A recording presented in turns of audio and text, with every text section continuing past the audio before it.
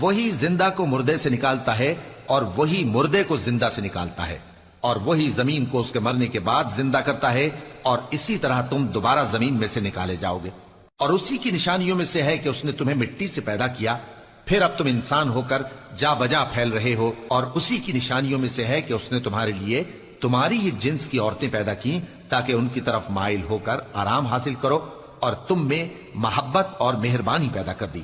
جو لوگ غور کرتے ہیں ان کے لیے ان باتوں میں بہت سی نشانیاں ہیں۔ اور اسی کی نشانیوں میں سے ہے آسمانوں اور زمین کا پیدا کرنا، اور تمہاری زبانوں اور رنگوں کا جدا جدا ہونا۔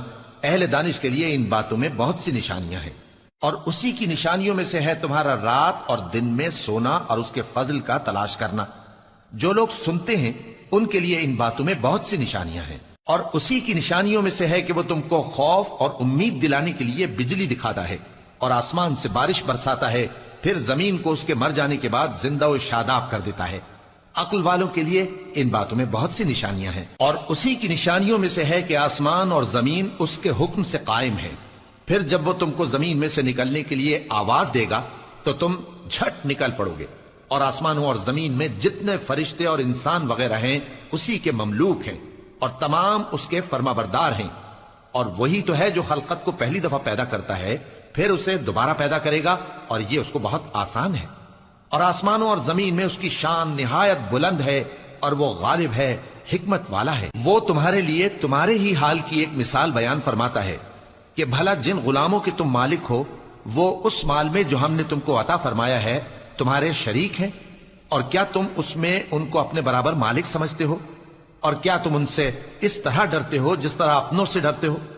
اس طرح ہم عقل والوں کے لیے اپنی آیتیں کھول کھول کر بیان کرتے ہیں، مگر جو ظالم ہیں وہ بے سمجھے اپنی خواہشوں کے پیچھے چلتے ہیں۔ تو جس کو اللہ گمراہ رہنے دے اسے کون ہدایت دے سکتا ہے، اور ان کا کوئی مددگار نہیں۔